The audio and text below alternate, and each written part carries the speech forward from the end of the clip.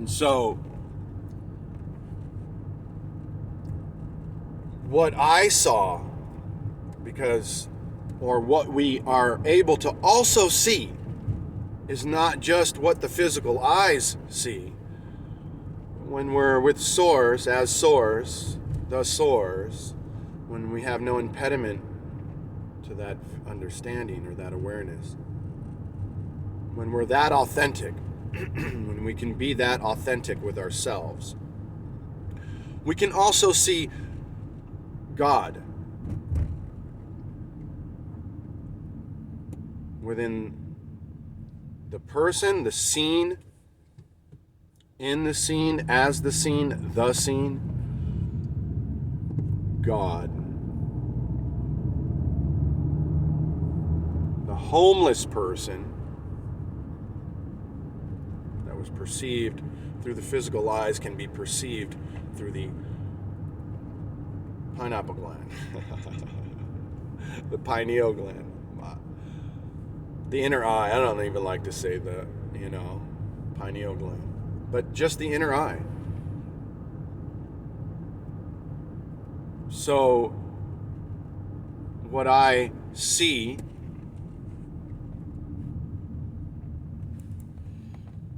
is what the inner eye sees. I see beauty at its perfection. Nothing needing to be fixed, healed, transcended. I see the perfection now. In everything and in everybody. I hear it, I can feel it, I can even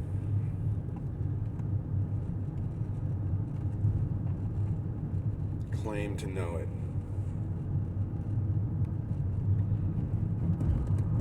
Only in the sense of when you've been around something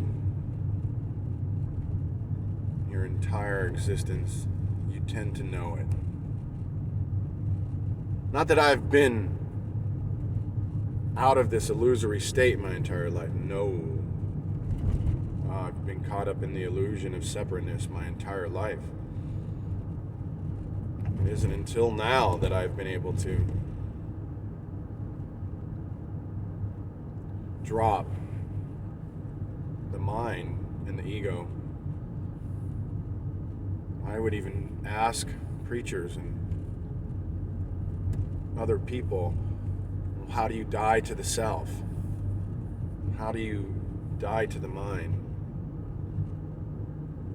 I even used to believe that you couldn't, that there was no way you could really kill, to die to the self, to stop the chatter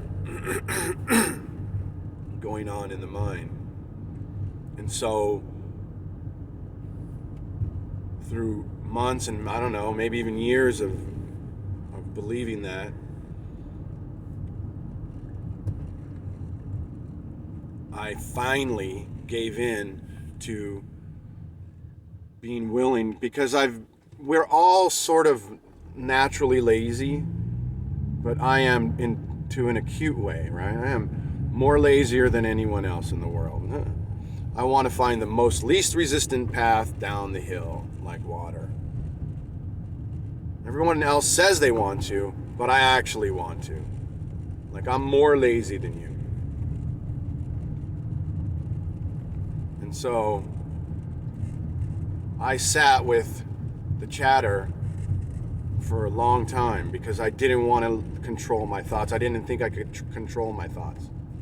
I thought that was the only out, or I started to believe that would be it just became another addiction. More thought. But I wasn't aware of it at the time, but I just wanted to stop the chatter.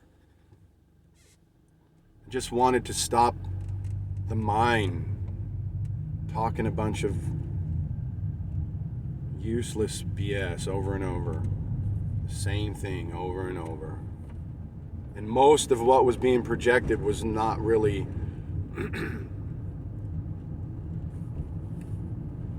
had any of value. And so it became a burden so bothersome that I, with all reluctantness, and put it off, try again, put it off, try again, give up, start again. Over and over and over until I started to little by little get into affirmations and started to really start to meditate at this point and seek and seek and seek and seek and seek and read and read and read and read and read and read. And through all this, I got to a point where I was able to control my thoughts. Not, like I was under the illusion of being able to control my thoughts, but I was constantly saying affirmations within my mind, non-stop, 24/7. Before I go to bed, when I wake up, throughout the day, I was saying, I am perfect. I am completely healthy. I am perfect. I am absolute. I am that I am. I am perfect. I am healthy. I am wonderful. I am happy. Non-stop.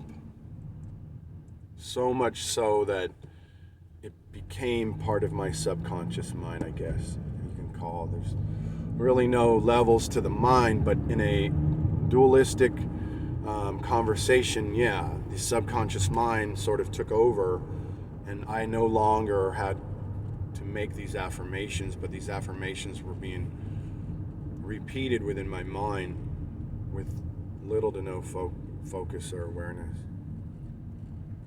But even then, I was still caught up in thought.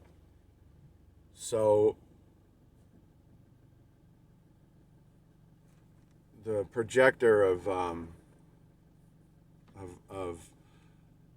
the illusion of trying to control my thoughts was just a story in itself. So it was just another hamster wheel. It was another wheel. Like I got off of one wheel and then got onto another one. This time I was ready to... I thought this was the wheel. I was ready to run hard, man. I am going to control my thoughts. The chatter's gone. This is my out. This is what it's about. Someday I won't have to do affirmations and I'll just be. Someday I'll be perfect. If I just say I'm perfect enough. And then believe it, feel it. Stories, chatter, more chatter. It's just a new wheel.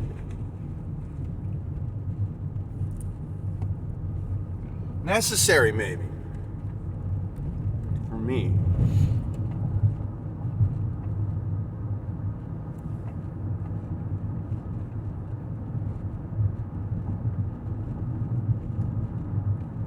And then one day, after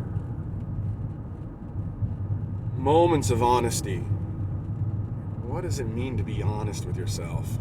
What do you mean get honest? I am honest with myself. What do they mean? What does it mean? What does it mean that you can't, you've got to find it on your own? That you have to, no one can really help you.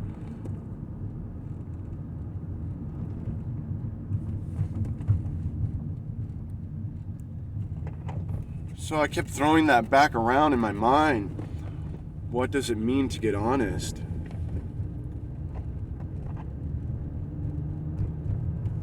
And I started to realize, the expectations of outcomes that we put upon this God that we perceive to be outside of ourselves, or maybe even within, but yet we feel still separate.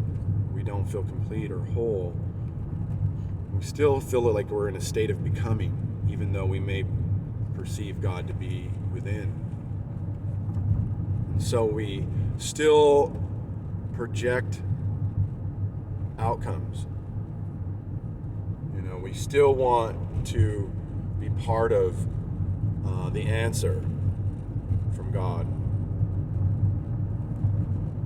And so when we get honest with ourselves, some of these thoughts come back into play. And we start to think, okay, well, what does it mean to allow God to take control and not worry about the outcome?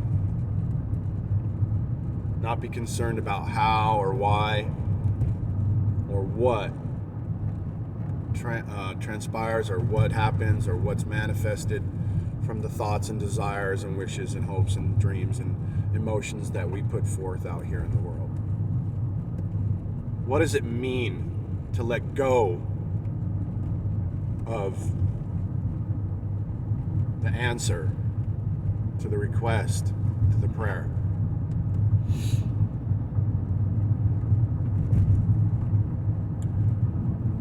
And when we get honest, and when we go back to maybe even just the Bible and we say,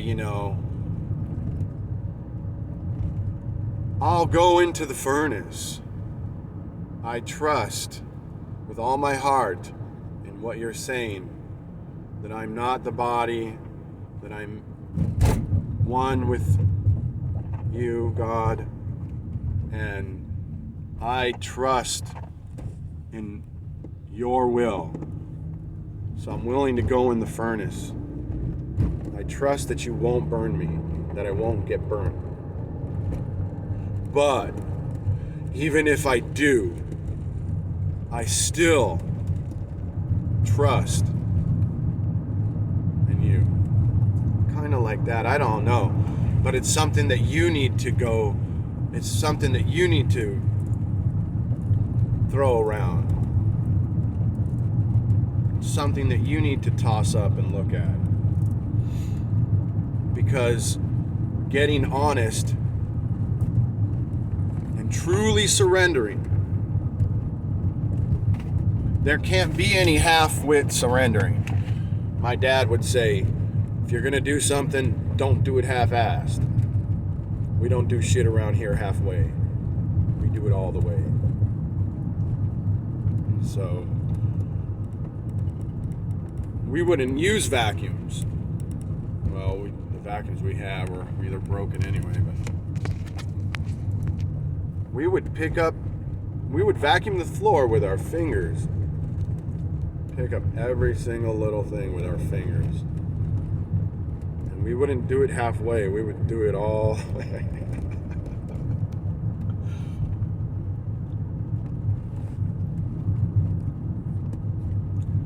So, yeah, we can't do it. We can't really even do it. So, right? We're just using words here. Let's not get caught up in our words. Let's always remind ourselves of reality.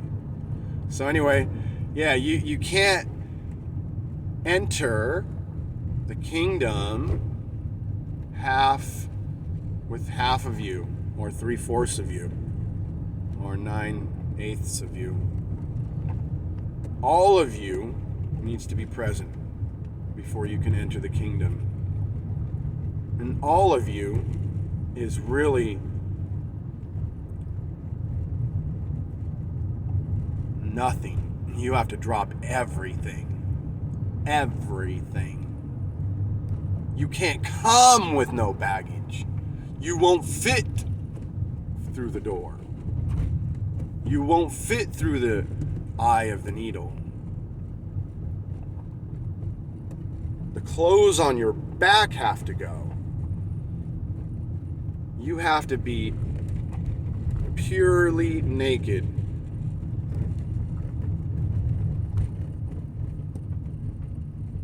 Absent of all form and definition. Absent of all thought, past, present, future.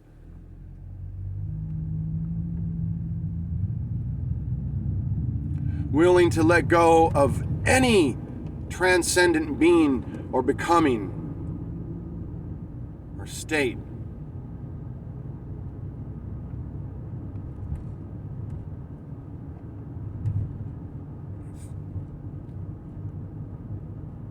deity. All of it.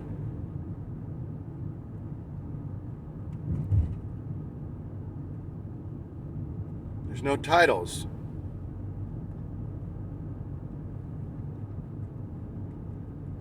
There's no breaking apart. There's no compartmentalizing in the kingdom.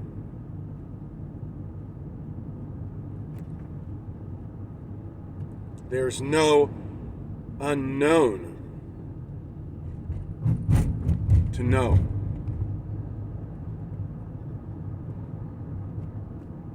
So there's nothing that's not known in the kingdom. It's all known at one time. It's all is absolute, perfect and beautiful, glorious and free to be without you looking at it to see if it's really there. And that's why it's not that easy, or it could take some time before you're able to actually enter into the kingdom, to see the beauty, to feel the beauty, to hear the colors.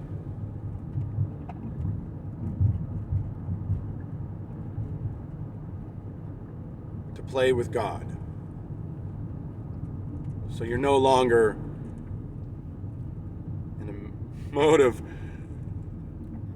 communicating with God and in this authority, take care of me, God, take care of my needs, I can't do it myself. But now you're in a relationship with God where there's nothing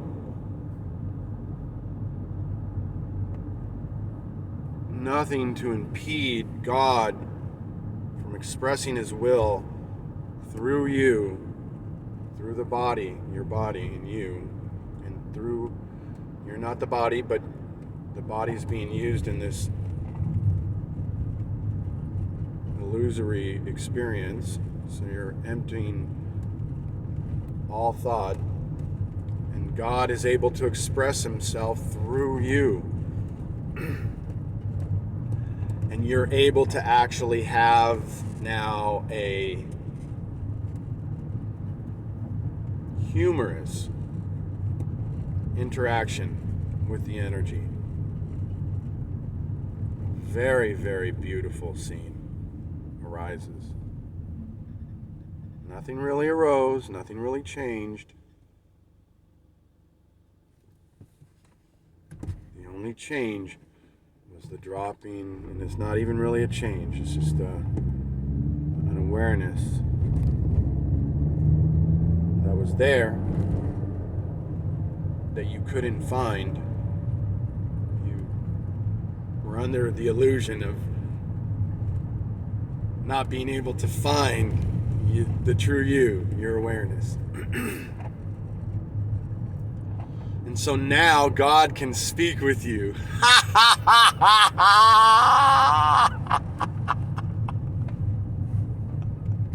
It's new for me, but it's happening everywhere. When I say new, I mean, I'm not really saying new in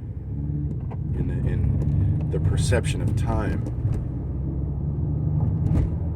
In the perception of time, a year, 10 years, 100 years could be new. Blink of an eye. Blink of an eye. Your life is nothing but a blink of an eye. It goes by like that. And it's gone. Where did it go? It didn't go anywhere.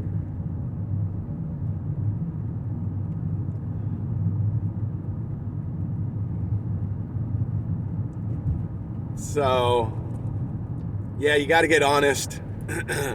When you get honest and you really surrender and you really give up and you really get rid of any need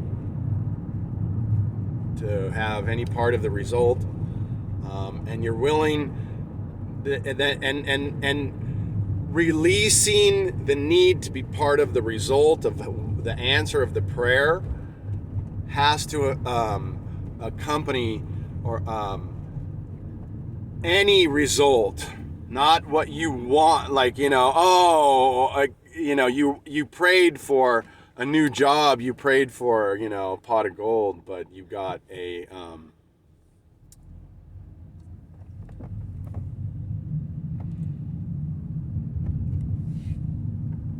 dirty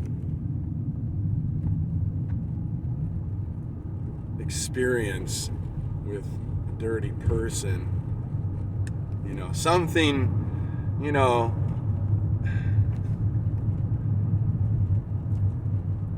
something you weren't expecting that you didn't want. And so now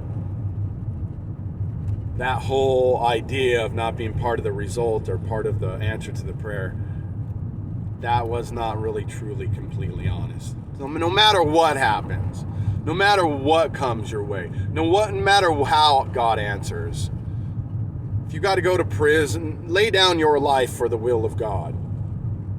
Period.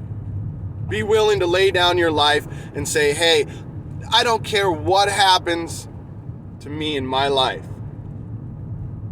It's not my life anymore. I give it to God.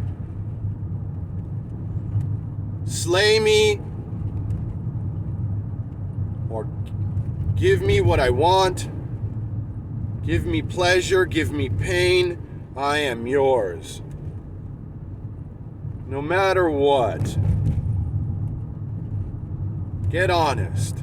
Really, you got to stay there. Go along this honest path, go in. Remember, there's no in and out, but just go in. The kingdom of God is within. It's not external, it's internal.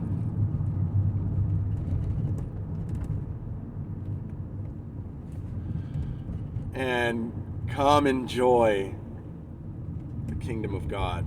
I'm waiting for you. And I love you. Much love.